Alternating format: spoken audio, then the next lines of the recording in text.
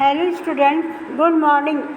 आज हम आपको सुमित्रा नंदन पंत के बारे में पहले थोड़ा सा उसका जीवन परिचय समझाएंगे, फिर उसकी व्याख्या समझाएंगे। आप इसे बहुत ध्यान से और ठीक प्रकार से सुनेंगे। देखिए, मैंने आपको सुमित्रा नंदन पंत का वैसे जीवन परिचय सेंड कर चुकी। उम्मीद है आप सभी लोगों ने अपनी कॉपी में कर लिया होगा, लेकिन फिर भी आप एक बार और समझ लीजिए। सुमित्रा नंदन पंत, कवि सुमित्रा नंदन पंत जी का जन्म। कवि सुमित्रा नंदन पंत कौन थे? प्रकृति के सुकुमार कवि। प्रकृति के सुकुमार कवि सुमित्रा नंदन पंत जी का जन्म अल्मोड़ा जनपद में लगभग 25 मील उत्तर की और कौसानी नामक गांव में सन 1900 ईस्वी में पंडित गंगा पंत के परिवार में हुआ था। किनके परिवार में हुआ था? पंडित गंगा दत्त पंत के परिवार में हुआ था। इनके पिता का नाम समझ गए आप, क्या था? पंडित गंगादत्त पंत। और जन्म इनका आपको समझ में आ गया, 1900 ईस्वी में हुआ था। जन्म स्थान समझ में आया है, कौसानी ग्राम, जिला अल्मोड़ा में हुआ था। शिक्षा इनकी कैसी थी? इंटरमीडिएट। ये इंटरमीडिएट तक ही पढ़ पाए। भाषा शैली, इनकी भाषा शैली खड़ी बोली थी और शैली इनकी चित्रमय तथा संगीतात्मक में थी। अच्छा, प्रमुख रचनाएं देखिए। आप लोगों से पूछा भी जाता है कि खाली जीवन परिचय देते हुए, लिखते हुए रचनाओं पर रचनाएं लिखिए, तो आप उस रचनाएं बहुत ध्यान से सुनेंगे और उसे याद करेंगे। उसकी रचनाएं सुनिए। वीणा, पल्लव, शिल्पी, युगवाणी, उत्तरा, लोकायतन, वाणी, कला और बूढ़ा चांद आदि इनकी क्या थी इनकी रचनाएं थी। रचनाएं हैं। अब साहित्य में स्थान उनका निधन कब हुआ था? 1977 ईस्वी में। कौन सी ईस्वी में? 1900 में इनका जन्म हुआ था। 1977 में इनका देहांत हो गया। हिंदी काव्य में नवीन विचार और नई काव्य धारा का परिचय कराने वाले पंत जी का हिंदी काव्य में श्रेष्ठ स्थान है। क्लियर हो गया आपको? कोई समझ में आ गया है? अब देखिए, आप इसकी व्याख्या देखिए आपने चींटी को देखा है वह सरल विरल काली रेखा। कैसी है? आप क्या इसमें क्या कहते हैं? कवि कहते हैं कि क्या तुमने कभी चींटी देखी है? कभी चींटी को ध्यानपूर्वक देखा है? वह सीधी, कैसी है? वह सीधी है, सरल है और काली रेखा है, जो काले धागे के समान क्या होती है? तमके धागे से हिलजुल और काले धागे के समान जो हिलती डुलती रहती है। देखिए दोबारे, कवि कहते हैं, सुमित्रा नंदन पंत जी कहते हैं कि क्या तुमने कभी चींटी को ध्यानपूर्वक देखा है? वह सीधी, पतली और काली रेखा है, जो काले धागे के समान हिलती डुलती रहती हुई अपने छोटे पैरों के द्वारा चलती लघुपद पल पल मिलजुल। क्या होता है? चलती लघुपद पल पल मिलजुल है पिपीलिका पाती, देखो न किस भांति काम करती, वह सतत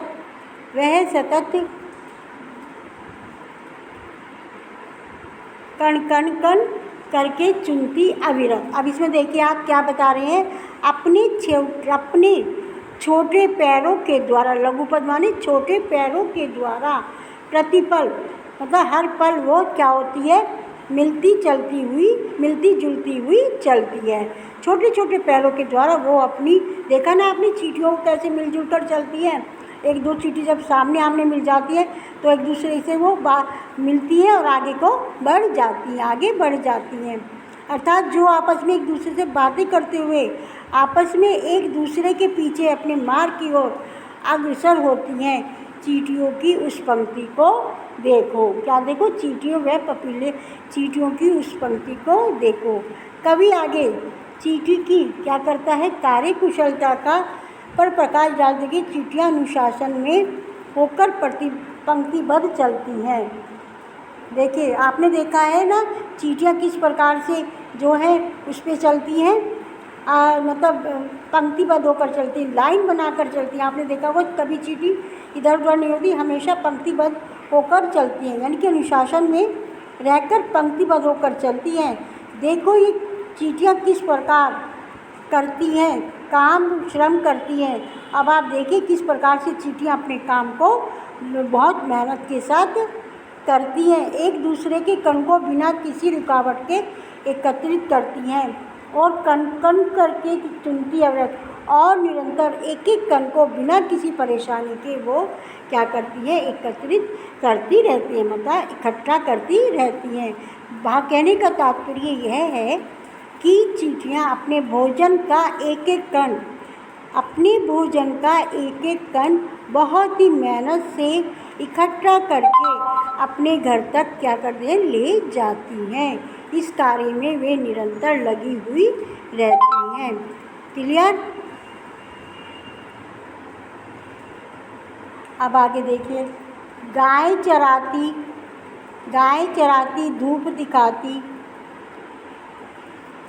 गाय चराती धूप दिखाती, बच्चों की निगरानी करती, लड़ती यति से तनिक न डरती, दल से सेना वो संवारती। अब इन्होंने आगे क्या बताया, चींटियाँ की भी क्या होती हैं, गाय होती हैं। चींटियाँ अपनी गाय को क्या करती हैं, चराती हैं। क्या करती हैं, वो चराती हैं और यथा समय उन्हें धूप का सेवन कराती हैं, धूप खिलाती, और क्या करती हैं, समय समय पर वो धूप का सेवन करती हैं। ये अपने लड़ती भी और ये अपने अंडों बच्चों की देख रेख करती हैं। किसकी करती? जो उनके अंडे होते हैं उनकी बहुत अच्छी तरीके से देख रेख करती हैं। अपनी सुरक्षा हेतु ये अपने शत्रुओं से भी भिड़ जाती हैं। अपनी सुरक्षा करने के लिए भी ये अरी से तनिक न डरती, शत्रुओं से लड़ते हुए ये जरा भी नहीं घबराती हैं। ये सदा कैसी रहती है, निडर रहती हैं। कैसी रहती हैं, निडर रहती हैं। और चींटियों के दल बहुत सुंदर सेना के रूप में, और चींटियों का दल जो होता है वो बहुत सुंदर से पंक्तिबद्ध होकर हमेशा आगे की ओर बढ़ता चला जाता है। ये चींटियाँ बहुत सी गंदी चीज़ें पे उठाकर ले जाती हैं। कभी कभी होता है बहुत गंदी चीज़ों को भी उठाकर ले जाती हैं तथा घर आंगन और रास्ते को झाड़ पोंछ कर साफ कर देती हैं। क्लियर? अब आगे देखिए आप, चींटी है प्राणिक सामाजिक, क्या बताया, चींटी है प्राणिक सामाजिक, यह श्रमजीवी व सुनागरिक। देखा चींटी को उसके जी को भूरे बालों की सी कतरन। अब इसमें आगे क्या कहते हैं, पंक्ति कहते हैं, चींटी एक क्या है, सामाजिक प्राणी। क्या है, एक सामाजिक प्राणी है। जिस प्रकार मनुष्य समाज में रहता है, आप जानते हैं मनुष्य समाज में रहता है और उसके लिए अपने सामाजिक नियम और कर्तव्यों का पालन करना बहुत आवश्यक होता है। क्या बता रहे हैं, चींटी एक सामाजिक प्राणी है और जिस प्रकार से आप जानते हैं जैसे मनुष्य समाज में रहता है और समाज में रहकर ही वह अपने सामाजिक नियमों और कर्तव्यों का बहुत अच्छी तरीके से पालन करता है, उसी प्रकार चींटियों का भी क्या होता है, एक समाज होता है। किसका? चींटियों का भी एक समाज होता है जिसके नियमों का पालन करना उनके लिए बहुत आवश्यक होता है। क्या समझ में आया कि चींटियों का भी एक समाज होता है जिसका पालन करना उनके लिए बहुत आवश्यक होता है। अतः चींटी भी मानव की तरह एक सामाजिक प्राणी, आप जानते हैं चींटी है लेकिन चींटी क्या है, एक वो सामाजिक प्राणी है, छोटी सी है लेकिन क्या है, वो सामाजिक प्राणी है और वह परिश्रम और अच्छी नागरिक है।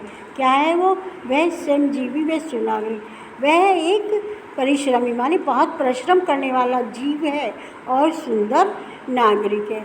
अब आगे कवि क्या कहता है, सुनिए। देखा चींटी को उसके जी को भूरे बालों की सी कर्तन, छिपा नहीं उसका छोटापन। अब आगे कवि कहता है तुमने चींटी को तो देखा होगा, भैया आप लोगों ने देखा है चींटी को, सभी लोगों ने, बच्चों ने देखा है चींटी को। उसका शरीर भूले भूरे बालों की कतरन की भांति लघु और एवं पतला होता है। कैसा होता है? भूरे बाल जैसे होते हैं, भूरे बालों की कतरन की तरह, कतरन ही हो गए वो, है ना, पतला, बहुत पतला, लघु एवं पतला होता है। उसके आकार का छोटापन किसी से भी नहीं, उसके वो इतनी छोटी है कि उसका छोटापन किसी से भी नहीं छिपा है। वह छोटी होती हुई हमारी पृथ्वी पर, वह समस्त पृथ्वी पर निर्भर विचरण करती है श्रम में तन्मय। वह क्या है? वह इतनी छोटी है, इतनी बहुत छोटी है, लेकिन पूरी पृथ्वी पर निडरता के साथ क्या करती रहती है? निडरता के साथ वो घूमती रहती है, उसे किसी का डर नहीं होता है। वो क्या करती है? निडरता के साथ घूमती रहती है। वह अपने कार्य में पूरी लगन, उसके जब अपना कार्य करती है तो क्या करती है? पूरी लगन के साथ करती है। और वह क्रियाशीलता की प्रतिमूर्ति है। किसकी? क्रियाशीलता की प्रतिमूर्ति। अपने कार्य को वह इतनी अच्छी तरीके से करती है, लगन से करती है।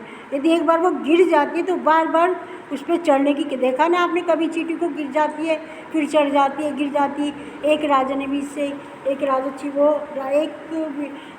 भी उससे सबक लिया था कि कभी हार नहीं मानना चाहिए। कितनी ही कठिनाइयाँ, परेशानियाँ अपने लक्ष्य पर पहुँचने के लिए हर कठिनाइयों पर परेशानियों का सामना करते हुए आगे बढ़ते चला जाना चाहिए। तो उन्होंने किससे सीखा था? एक चींटी से सीखी थी ये बातें। समझ में आ गई? वह जीवन की अक्षय चिंगारी के समान है। वह जीवन की चिरंगी अक्षय, वह जीवन की अक्षय जो कभी नष्ट नहीं होती, उस चिंगारी के समान है। क्लियर हो गया? क्लियर। अब आगे देखिए आप। वह भी क्या दे है तुलसी, प्राणों की झिलमिल सी, दिन भर में वह मोती चलती, अथक कार्य से कभी न टलती। अब आगे देखिए, चींटी का शरीर किसके समान होता है? तिल के समान होता है। तिल के समान मतलब तिल से भी अधिक छोटा होता है। किसका शरीर? चींटी का शरीर। वह प्राणों की चमक और झिलमिलाहट के समान है। प्राणों की झिलमिल, वह प्राणों की चमक, झिलमिल माने चमक, झिलमिल माने झिलमिलाहट के समान है। वह इतनी अधिक परिश्रम है, दिन भर वह इतनी अधिक परिश्रमी होती है कि वह दिन भर में पैदल ही मीलों तक की यात्रा कर। देखा ना आपने चींटी को, कितनी छोटी है लेकिन वो थकती नहीं, वो चलती चली जाती है और अंत में अपने लक्ष्य पर ही पहुंचती है। समझ में आया है? वह परिश्रम से कभी नहीं घबराती। वह अथक कार्य करती है, बिना थके कार्य करती है, लेकिन वह परिश्रम से कभी नहीं घबराती और बिना अथक माने बिना थके कार्य से कभी न टलती। मतलब क्या? अपने कार्य में वे हमेशा लगी रहती है, उससे कभी वो घबराती नहीं है। उसका तो बस चलना है, अपने लक्ष्य तक ही उसका पहुंचना है। इसलिए चींटी एक बहुत छोटी सी है और लेकिन वो क्या है कि इतनी मेहनती होती है कि वो जो है चलती चली जाती है और परिश्रम से वो कभी भी नहीं थकती नहीं है। क्लियर? आपको समझ में आ गया? बिल्कुल समझ में आ गया होगा। अब आप इसकी व्याख्या स्वयं करके सेंड करेंगे और यदि समझ में नहीं आता तो आप दोबारा पूछ के मुझे कॉल करेंगे और फिर इसकी वो जीवन परिचय और इसकी व्याख्या भी दोनों लिखकर मुझे सेंड करेंगे।